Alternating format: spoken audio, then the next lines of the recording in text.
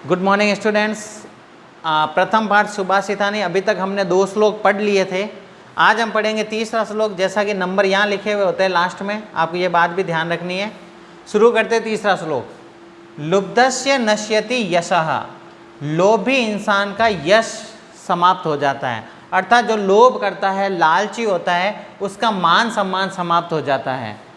पिशुनस्य मैत्री, अर्थात जो चुगली करने वाला होता है उसकी मित्रता समाप्त हो जाती है। अर्थात जो शिकायत करता है हर बार मित्र की, उसकी जो है मित्रता समाप्त हो जाती है। नष्ट क्रियस्य कुलम, जो कार्य नहीं करता, किसी प्रकार की क्रिया नहीं करता, उसके कुल का नाश हो जाता है।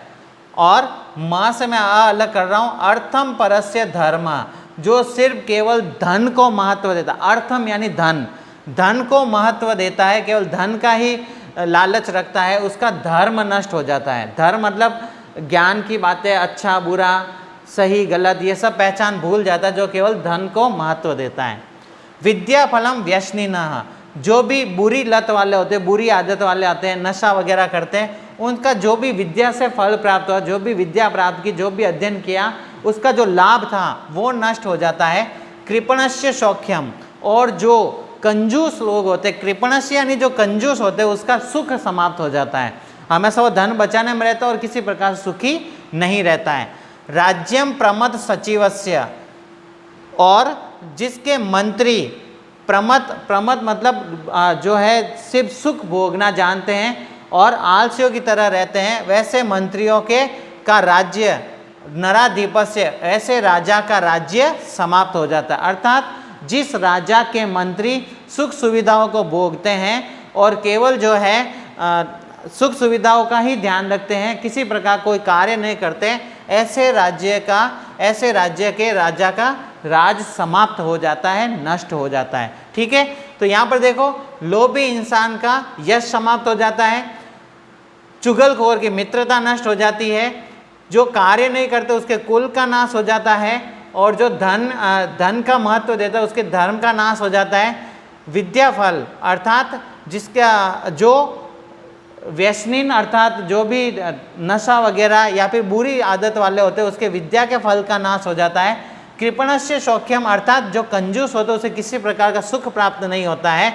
और जिस राजा के सचिव अर्थात मंत्री भोग विलास अर्थात सुख सुविधाओं का भोग करते रहते हैं और कोई कार्य नहीं करते, वैसे राजा का राज्य भी समाप्त हो जाता है। तो देखिए यहाँ पर सरलार्थ हिंदी अनुवाद समझाता हूँ। लालची व्यक्ति का यश, चुगलखोर की दोस्ती और कर्महीन का कुल, जो कोई कार्य नहीं करता उसके कुल, और चुगलखोर की मित्रता और लालची व्यक्ति का मान सम्मान समाप्त हो जाता है। अर्थ अर्थात धन को अधिक महत्व देने वाला, जो धन को ही महत्व देता है, केवल जीवन में सिर्फ धन को ही मानता, उसके धर्म का नाश हो जाता है, जिसे धर्मपरायणता एक शब्द में कह सकते हैं।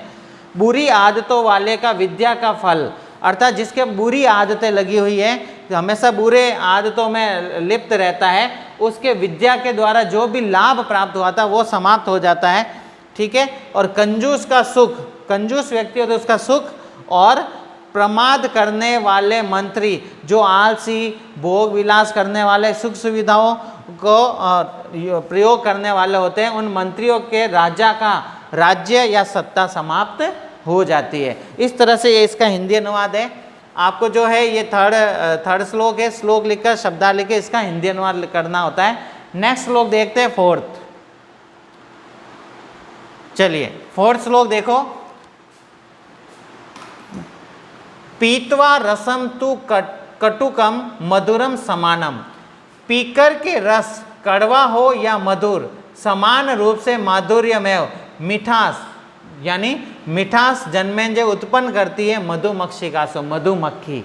चाहे वो पुष्पों का रस पीते वो कड़वा हो या मधुर हो, वो समान रूप से माधुर्यमय, मिठास अर्थात मीठा शहद उत्पन्न करती है। कौन? मधुमक्खी।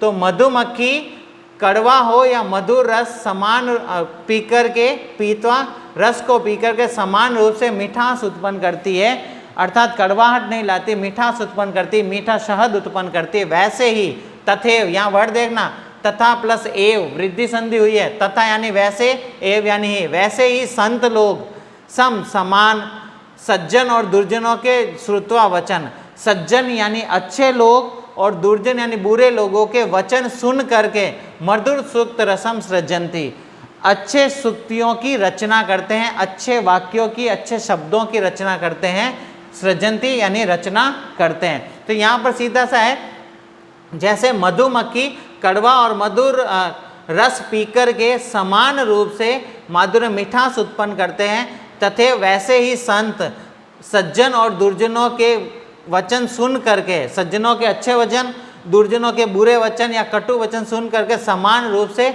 मधुर सुक्तियों का निर्माण करते हैं, अच्छी बातों का निर्माण करते हैं।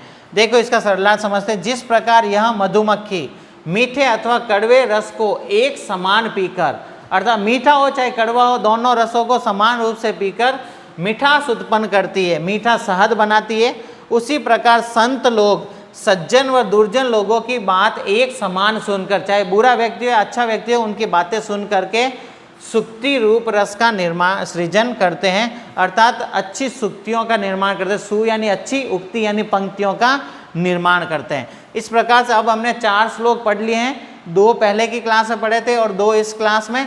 आपको इनके जो है श्लोक, शब्दार्थ और सरलार्थ आपको नोटबुक में लिखने हैं। पहला और दूसरा तो आपने कर लिया था, 3rd और 4th इस क्लास में आपको करने हैं। इसकी PDF मैं आपको सेंड कर दूंगा। Thank you.